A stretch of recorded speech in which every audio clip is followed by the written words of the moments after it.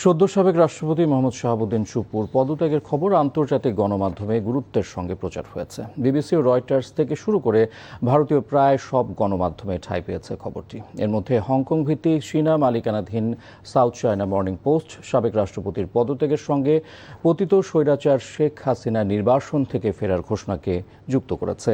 তারা শিরোনামে লিখেছে, বাংলাদেশের প্রেসিডেন্টের পদত্যাগ, নির্বাসন থেকে ফেরার আগে এক হয়ে গেলেন হাসিনা। 2024 সালে গণঅভ্যুত্থানে শেখ হাসিনার পতন ঘটলেও তার সরকারের নিয়োগ করা রাষ্ট্রপতি মোহাম্মদ শাহাবুদ্দিন চুপ্পু দায়িত্ব পালন করে যাচ্ছিলেন।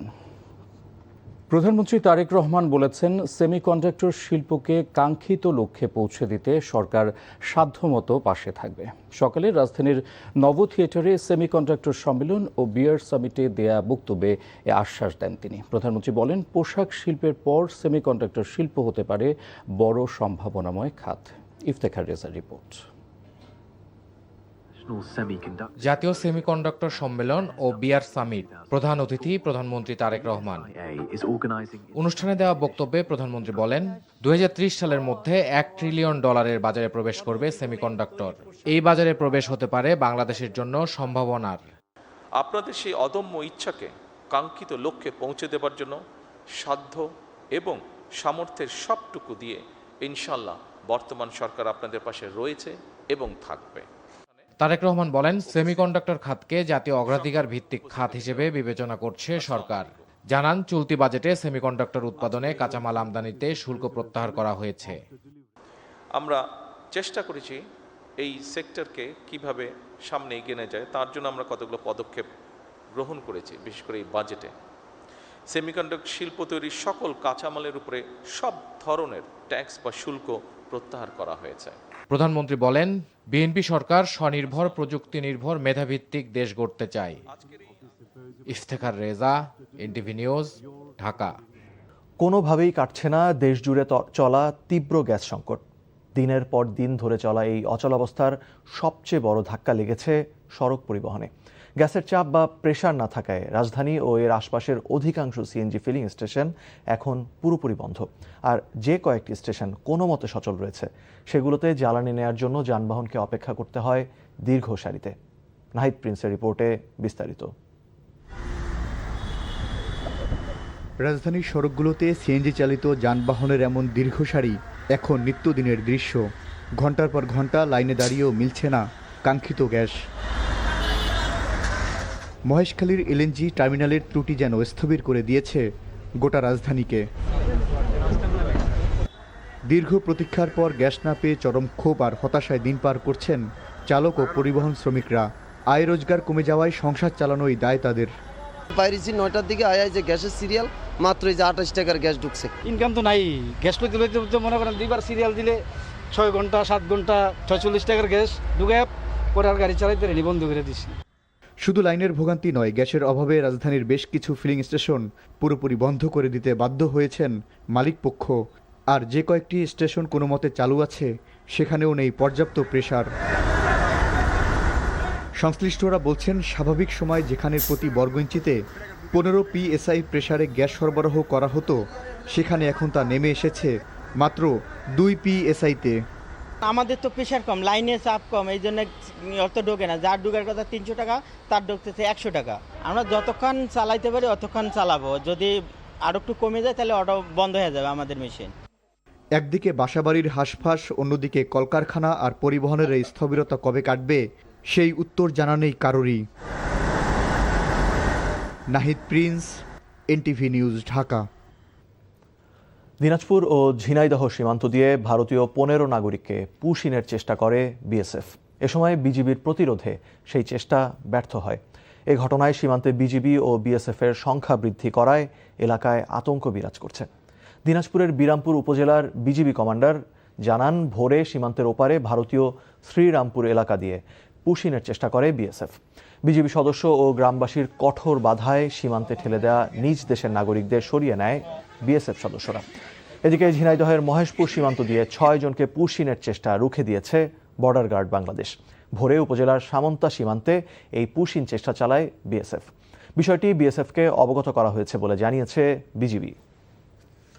স্পিকার হাফিজ উদ্দিন আহমদকে অস্থায়ী রাষ্ট্রপতি ঘোষণা করে আজ গেজেট প্রকাশ করা হয়েছে। পরবর্তী রাষ্ট্রপতি নির্বাচিত না হওয়া পর্যন্ত দায়িত্বে থাকবেন তিনি। এদিকে স্থানীয় সরকার মন্ত্রী এবং বিএনপি মহাসচিব মির্জা ফখরুল ইসলাম আলমগীর বলেছেন, দলীয় ফোরামে বৈঠকের পর রাষ্ট্রপতি পদে প্রার্থী চূড়ান্ত করা হবে। আর আইনমন্ত্রী মোহাম্মদ আসাদুজ্জামান জানিয়েছেন, বিশেষ অধিবেশন নয়, সংসদের পরবর্তী অধিবেশনেই রাষ্ট্রপতি নির্বাচন হবে। বগুড়া এবং ঢাকায় আলাদা অনুষ্ঠানে তারা এসব কথা বলেন। রিপোর্টে আরও জানাচ্ছেন জাহিদ রহমান। শারীরিক অসুস্থতার কারণে শুক্রবার স্পিকারের কাছে পদত্যাগপত্র জমা দেন রাষ্ট্রপতি মোহাম্মদ শাহাবুদ্দিন। সংবিধানের ৫৪ অনুচ্ছেদ অনুসারে স্পিকার হাফিজউদ্দিন আহমদ বীর বিক্রমকে অস্থায়ী রাষ্ট্রপতি ঘোষণা করে শনিবার প্রকাশ করা হয় গেজেট। বগুড়ায় পল্লী উন্নয়ন একাডেমি মিলনায়তনে ৩৬তম বার্ষিক পরিকল্পনা সম্মেলনে অংশ নেন স্থানীয় সরকার মন্ত্রী ও বিএনপি মহাসচিব মির্জা ফখরুল ইসলাম আলমগীর। এ সময় তিনি জানান, দলীয় ফোরামে আলোচনার পর রাষ্ট্রপতি নির্বাচনের বিষয়ে সিদ্ধান্ত নেবে বিএনপি। সভা করবে, মিটিং করবে, স্ট্যান্ডিং কমিটি মিটিং হবে, বিএনপি ডিসিশন হবে। এরপরে জানতে দলের ভিতরে থেকে হবে না বাইরে থেকে হবে সেটা আপনাকে বলতে পারবো না, কারণ আমাদের কোনো মিটিংই হয়নি। সংবিধান অনুযায়ী যে সমস্ত নিয়ম আছে সেগুলো মেনে দল যা সিদ্ধান্ত নেবে সেটাই হবে চূড়ান্ত। এদিকে রাজধানীর সিডাপ মিলনায়তনে মানবাধিকার সংগঠন অধিকার আয়োজিত আলোচনা সভায় আইনমন্ত্রী মোহাম্মদ আসাদুজ্জামান বলেন, সরকারের গত ৫ মাসে বিচার বহির্ভূত হত্যা শূন্যের কোটায় নেমে এসেছে।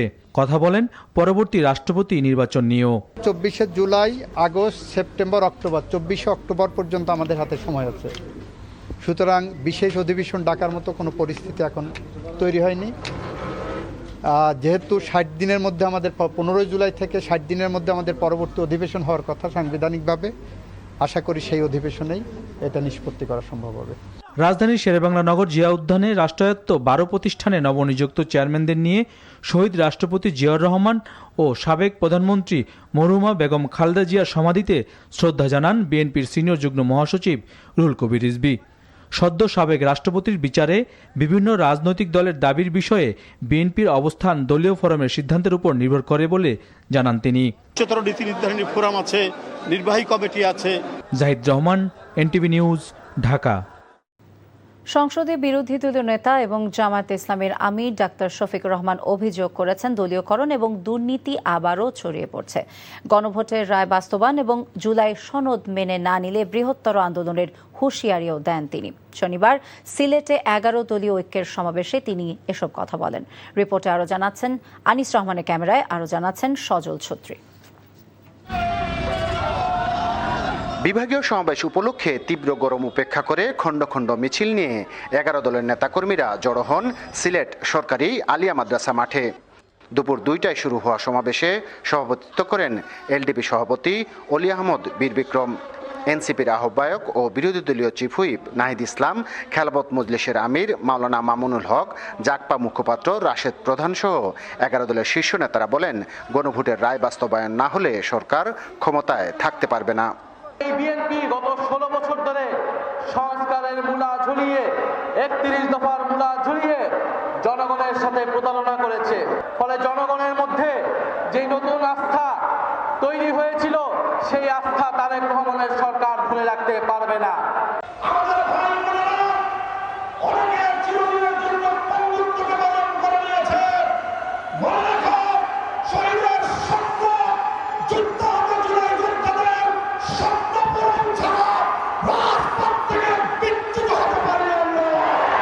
সমাবেশের প্রধান অতিথি বিরোধী দলীয় নেতা ডাক্তার শফিকুর রহমান বলেন, রাষ্ট্রের বিভিন্ন ক্ষেত্রে দলীয়করণ ও দুর্নীতির বিস্তার ঘটছে। সমাজের সব ক্ষেত্রে তারা বেপরোয়া নির্লজ্জ দলীয়করণ করে দুর্নীতিকে তারা জাতীয়করণ করতে যাচ্ছেন। আমরা মানব না, আমরা মানব না। হাসিনা তাড়িয়েছে, যদি ফ্যাসিবাদ আপনারা কায়েম করেন আপনাদেরকেও জনগণ তাড়াবে। গণভোটের রায় না মানলে বৃহত্তর আন্দোলনের ডাক দেওয়ার ঘোষণা দেন জামায়াত আমির। গণভোটের গণরায় বাস্তবায়ন করতে হবে। আপনারা উভয়ে ভোট চেয়েছেন, সরকারি দল ভোট চেয়েছেন, বিরোধী দল ভোট চেয়েছেন, আমাদেরকে হা ভোট দিতে বলেছেন, আমরা হা ভোট বিজয়ী করে দিয়েছি।